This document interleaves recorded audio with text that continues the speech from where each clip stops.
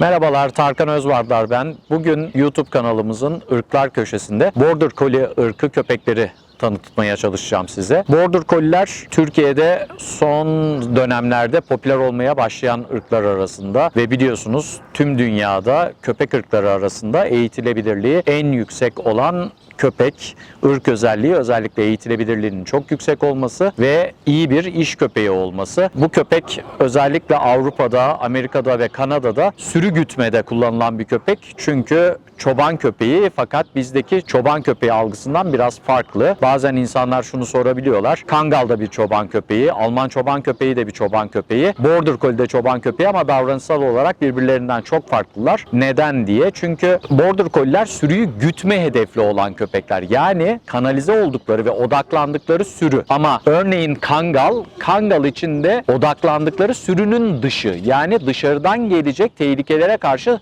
sürüyü korumak. O yüzden Kangallar da çoban köpeği ama flock guardian diye geçer. Yani sürüyü koruyan, garde eden anlamında. Border Collie'ler ise sürüyü güden. Yani hedefleri sürü düzenini oluşturmak, sürünün bölünmesi, toplanması gibi görevlerde çobanla birlikte işbirliği yapmak. Bu köpek özellikle vücut dilini çok iyi kullanan bir köpek ki sürüyü yönetebilecek kadar vücut dilini iyi kullanabilen bir köpek ve güzel ses ve vücut dili takip edebilen bir köpek. O yüzden eğitilebilirliği çok yüksek bir köpek. Tabii sadece çoban köpekliğinde değil, aynı zamanda birçok köpekli sporlarda yüksek başarı elde edebilen bir köpek. Örneğin çeviklik parkurlarında, agility'de çok başarılı bir köpek. Köpekli frisbee sporunda çok başarılı olan bir köpek. İtaat yarışmalarında ve sınavlarında çok başarılı olan bir köpek. Aynı zamanda numara eğitimlerinde, trick training'de fiziksel avantajları da olduğu için oldukça başarılı olan, öğrenme kapasitesi çok yüksek olan bir köpek. Dolayısıyla da Border Collie'ler hem çok iyi pet dog olabilen, yani aile köpeği olabilen köpekler, hem de çok iyi iş köpeği olabilen köpekler. Ancak tabii ki bazı özelliklerini bilip ona göre hareket etmek gerekiyor. Ne gibi? Bu köpek ciddi anlamda takıntılı bir iş köpeği.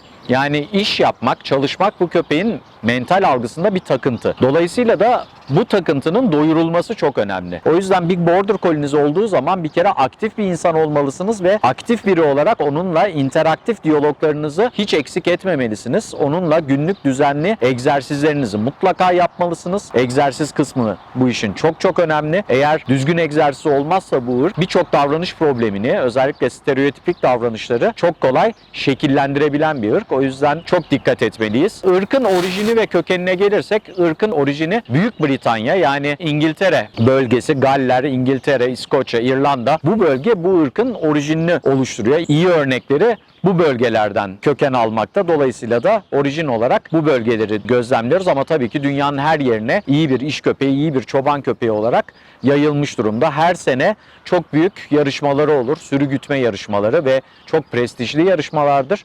Bu yarışmalarda hep başı çekenler Border Collie'ler olur. Dediğim gibi birçok görevde de kullanılabilen köpekler, özellikle arama kurtarmada dedektör köpek olarak da Border Collie'ler tercih edilir. Bu ırkın birçok renk varyetesi vardır.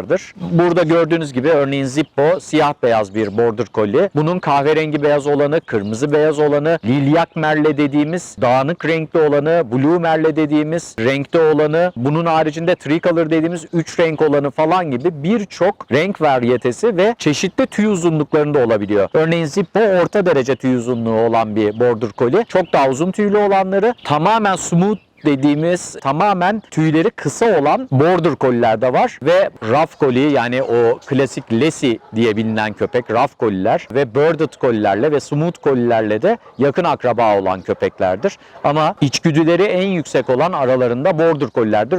Özellikle sürü gütme konusunda içgüdüleri çok kuvvetlidir. Söylediğim gibi birçok renk varyetesine sahip olabiliyorlar. Birçok tüy uzunluğu yapısına da sahip olabiliyor Border Collie'ler. Soğuk hava ve sıcak havaya karşı toleransları oldukça yüksek Border Collie'lerin, o yüzden çok iyi iş köpeği olabiliyorlar. Her iki hava şartına da uyum sağlamaları mümkün olduğu için ve iş yapabilirlikleri yüksek olduğu için. Dişiler ortalama 13 kilo 13 ile 20 kilo arasında olabiliyor. Erkekler de 15 ila 22-23 kilolarda olabiliyorlar. Bu ırkın da birçok ırkta olduğu gibi show line'ı ve working line'ı var. Yani daha çok fiziksel özellikleri ön planda olan, görsel olarak daha güzel olanlar, daha iri olanlar ve iş yapabilirlikleri ileri olanlar. Border Collie'de çok dikkat edilen, Border Collie üreticileri eğer working line üretici ise fiziksel özellikleri kesinlikle önemsemez. İşte yüzünün akıtması simetrik değil falan önemsemez. Doğru ortopedi ve doğru vücut dilini gördüğü anda o onun için Border Collie'dir. İş yapabilirliğinden istifade etmeyi hedeflidir, zekasından istifade etmeyi hedeflidir. Dolayısıyla da bizim Border Collie'de daha çok dikkat ettiğimiz şey doğru anatomi olsun ama fiziksel özelliklerinin çok güzel olması olmaması bizim için çok önemli değildir. Ama tabii ki Showline takipçileri bu fiziksel özellikleri de kıstas olarak bünyelerine katıyorlar. Bu arada Border Collie'lerin bir takım genetik hastalıkları var. Aslında sağlam bir ırk hastalıklara karşı ama yine de genetik hastalık taşıyabiliyor. Ne gibi? Yine kalça displasisi birçok ırkta olduğu gibi dirsek displasisi ve bu ırka çok spesifik olan hastalıklardan bir tanesi de PRA dediğimiz göz anomalisi, retinal bir anomali. Bunu genetik olarak taşıyabiliyor. Dolayısıyla da bu ırkı edindiğimizde genetik olarak yatkın olma ihtimali olan hastalıklarından da haberdar olmak ve ona göre bu ırkı beslemek gerekiyor.